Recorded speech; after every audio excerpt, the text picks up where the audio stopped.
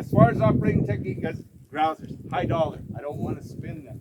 And I also want the most production out of my dozer blade. This is a finished dozer. It's not a U-blade that captures material. It doesn't have push arms to actually push and break out boulders. It's fragile. It's a golf course machine. So when you put this in caliche over there, be damn careful because the C-frame can actually crack. But it is an excellent grading dozer. Very fine grading dozer. So with these, for you, if you want to actually push material with it, slot dozing is your best.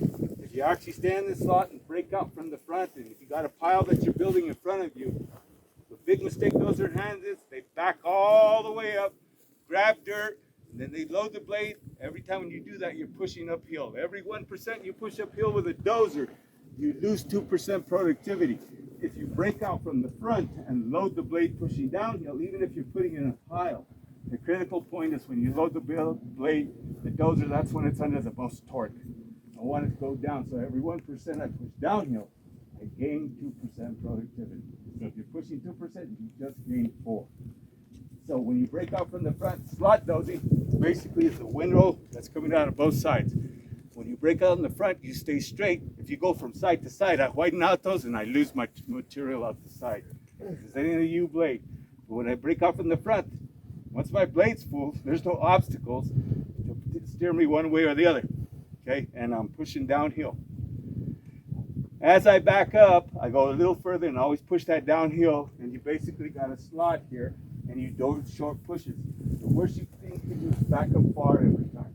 The worst thing for a dozer is especially if you're backing up high speed, because the bushing, when it grabs the segment and forward, the segment, the bushing actually falls in the bottom of the segment. When I go in reverse, the bushing actually drags a quarter turn before it goes to the bottom of the segment. And that wears out the bushing. That wears out your undercarriage prematurely. So you want to make sure you're not speeding backwards. Backwards. That's shorter pushes. The gretchen going to be long, but always push short. That's going to give you the most production, give you the biggest pile, and you're pushing downhill.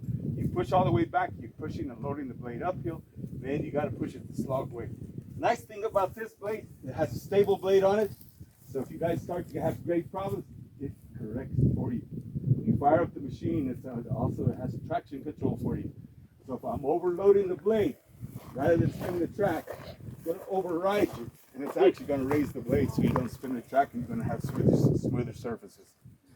But guys, slot dozing is the best way for any type of production dozing, or if you actually want to move material with a finished blade. This is perfect too, because to do the work we do, we slot doze first to get the material. Yep, that's good. That's great. So slot dozing transfers material, but the other key thing you got to remember about slot dozing, break out from the front, but how deep do I go before I keep moving back?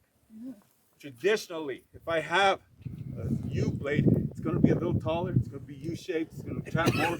Okay, I normally try and go in the slot no higher than the height of the blade on the side. When I start going any higher, the angle of repose starts to get into my bogey, and it tightens my track. Track tension is very important for a dozer. If it's too tight, my bushings wear too much. So I always want a little bit of looseness. If you actually go in the operator's manual from time to time, you want to set it up for proper track tension, because guys, this is high dollar. I don't want to spin these because the fact that it's also a finished dozer, look how narrow my grousers are. They're going to wear faster. If I had actually a U-blade machine, they would be taller, they would be more stout. Okay? So track tension is a big one. I don't want it too tight, I don't want it too loose. You can actually tighten it up under here with a greaser. But if you actually want to set it up to check for track tension, level ground, high speed forward, then let it coast to a stop. Don't steer. Ground the blade, don't put too much down pressure, because if you do, you raise the track and the sag goes to the bottom. And you put the ripper lightly on the ground. Now you've gathered the slack, and you're going to put a straight line or straight edge from the top grouser above the idler to the top grouser above the carrier roller. Halfway in between, you're going to measure that distance. I'm going to do the same thing. If you have two carrier rollers, I'm going to put a straight edge from here, from the top grouser above the carrier roller to one here, halfway in between. I'm going to measure that distance. That is proper track tension. That distance is in the book. It's in the book, but guys, dozers, that's high dollar. You got to know what you're doing with them. You've got to avoid spinning the track, and this comes with a lot of custom things on it to help you be a better actually dozer hand. And it's mostly through smart hydraulics and a lot of software. So big changes from a lot of what you see up on the hill over there. Okay, to what's over here. Yes, sir. Can you, you're talking about breaking out in the front for the efficiency and everything. And so with the work that we're doing, pushing material onto the road, that's going to leave for a little bit of a choppy drain. Can you just speak to cleaning that up flat after we're done digging it out? Well, number one, where are you getting your material from? Obviously, you don't want to pull it from too many ditches. You want to actually probably elevate your roads and cross. So you're standing towards that truck basically at an angle.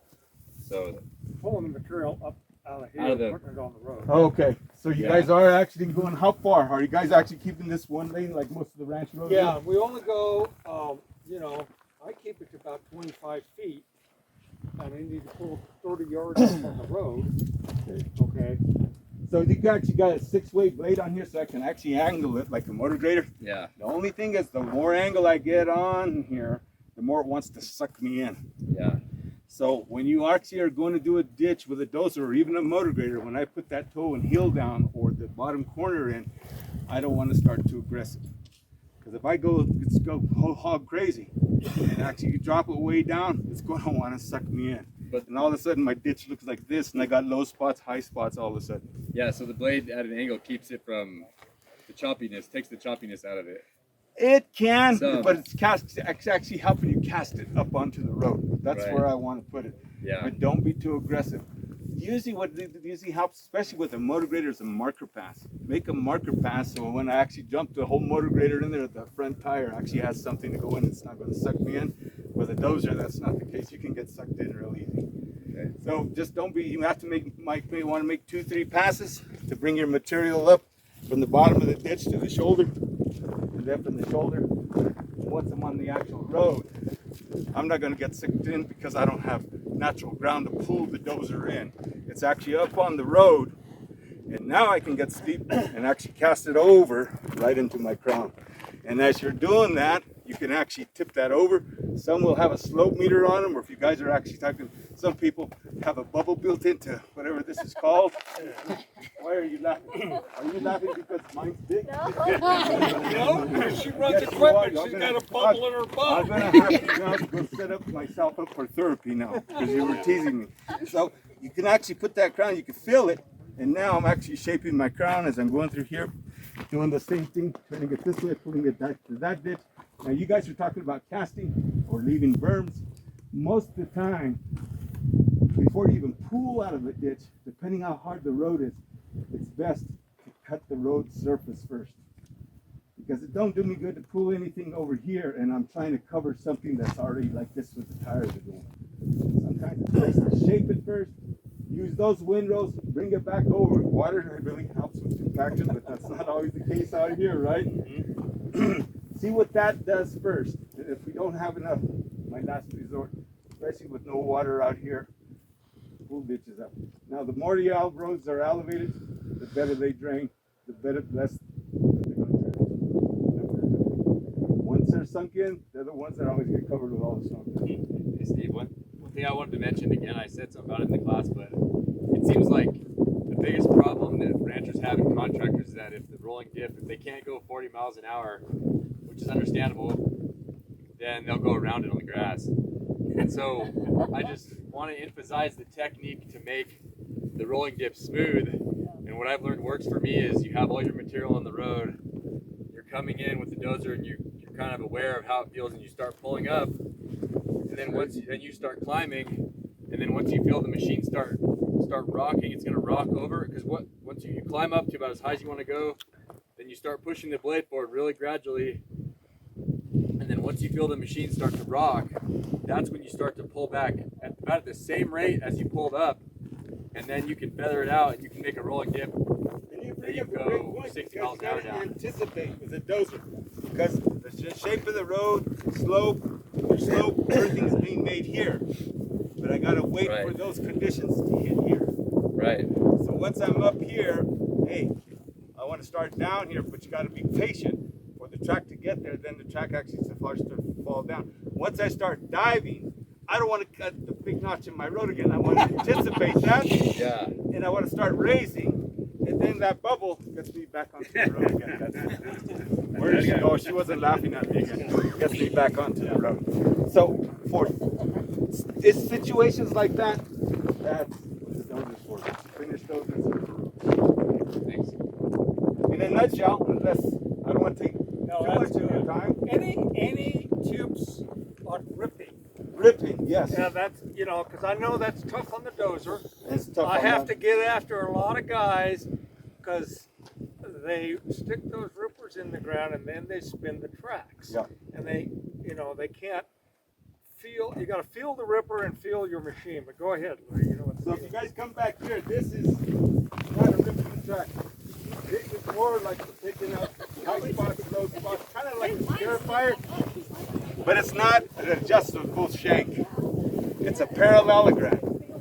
So once I stick it in the ground, okay, I cannot actually suck it in. Okay, the more I can suck in an adjustable shank, the better I'm going to rip. So the best ripping is actually a bigger tractor with adjustable shank. But with these, if you want to rip, and it's tough digging, I take off the outer shanks and I use the center. Oh, Because all three shanks are just keeping me from going through that hard material. I don't want to use this dozer over there, but leave the center one. Take the two outside ones. Hey, I got one rip, but it's better than trying to spin tracks and smoking the edges trying to ride the top. But okay, let's say we're just working in this. This is pretty hard. This is generally fairly hard ground, but pretty workable, especially if you're ripping. Okay, and it will rip easy, most of it. At the top, where it's oxidized and exposed to Mother Nature, yeah, it's material still But sauce. you know, I understand what you were just. Let's assume we leave 3 rippers on it, and we're just pretty much ripping topsoil here. So you're just trying to break up the material? Guys, I always want to rip in first gear. I always want to drop my ripper as I'm moving. The other big mistake is as you're backing up to grab another rip, don't drop your ripper. Always drop the ripper forward, because if you drop it in reverse motion, you'll shear the pin, tip comes off, then you don't even realize it's there. By the time you realize it, you've worn the less harder metal of the shank. And when you put the other tip on, it doesn't fit. It actually moves and it actually shears the pin. You have to re-weld it and build up that shank again. So, And you have to pay the bill on the and rental. don't steer when you're ripping.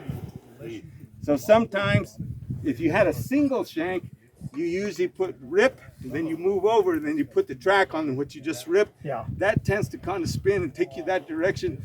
Don't fight it. Sometimes if it starts to really pull me one direction, I'll pull my shank, I'll back up, and I'll straighten my machine, and then I'll start ripping again.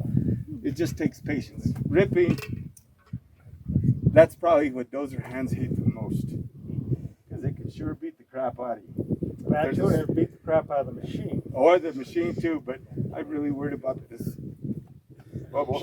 I wanna Don't take break the care of it. bubble. Yeah. So anyway, guys, ripping, first gear definitely, but avoid spinning the track. Now, if you had an adjustable shank, there's all kinds of different other options, but with a parallelogram, guys, it's just take what the dozer gives you. Yeah. Take what the dozer gives you. So don't fight it, because even though it's a high stat transmission, it doesn't have a torque converter. Especially if you don't have enough throttle, you can overheat the oil. The hydraulic oil is a high stat, Quickly. and also for your influence. So Do any of us have any specific questions for Louis about the machine? I had the one about ripping, but you know. anybody else? Don't be shy. My answer for you correctly, it's only $30. Talk to us Just about kidding. overheating a little bit. Overheating? Yeah. Heat is a component's enemy. All dozers have 3 levels of warning on cat dozers. Level 1, the machine lets you know when a single light comes on by itself. You get one on a cat machine every time you fire it up. You know what it is? Park brake. Park brake. But if I put it in gear while park brake's on, it goes to a whole new level with an alarm.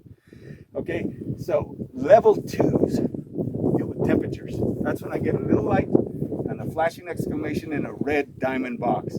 Those are level 2 warnings. Now the light that comes on, the international emblem more than likely has a thermometer next to it. Rare. Any more are critical ones that deal with heat. We put as gauges. That's a condition. I always tell operators, run the machine as for conditions. Name me some conditions. I won't sit and wait all day because of your time. Ambient temperature, dust, grade, all those things. But gauges are a condition. Our critical ones, we put as gauges so you'll monitor them. Because an operator can overheat them real easy. So when one thing I wanted to mention just for everybody too is the machine I've noticed will overheat when the air filter is clogged or when the radiator is It's clogged. radiator, not the air filter. Yeah, it's the radiator. The radiator. Air filter. What's overheating is you, because the air filter is probably the cap Yeah. and the condenser's freezing over. Okay. So you need to keep that one clean. Yeah. But yes, But the problem we had, Almost Louis, thought it was this some- is the problem. We've gotten a couple machines out that came with dirty radiators. Of course. And we've had to call you guys. And boy, we were this one machine, we weren't getting much production out of it. Yeah, It heated up it just heat like up that, right away. Just like that. And Yeah. so, but the thing is, we call, okay, guys, you got to plug up radiator or other problems, So, but yes. and a need lot of killer. times, guys, I think we do a pretty good job of checking stuff from PDI, pre-delivery of machine. We usually check for that stuff pretty good. So a lot of times, too, people don't realize that happens when it gets to the customer. Not seeing that happen with you. But the fact that you're actually out here in grass and you're going to be moving grass, especially if it's 2 months ago that's brown and gray and it's dry, that gets airborne, gets in the core, and that fan's turning at so many RPMs, it draws it in, and then it gets stuck, and then the dust comes behind it. And then, especially if you go to clean your core with water and you don't get all of it out, it heats up, and it's just like an adobe in each one of those cores. Right. It is, it overheats.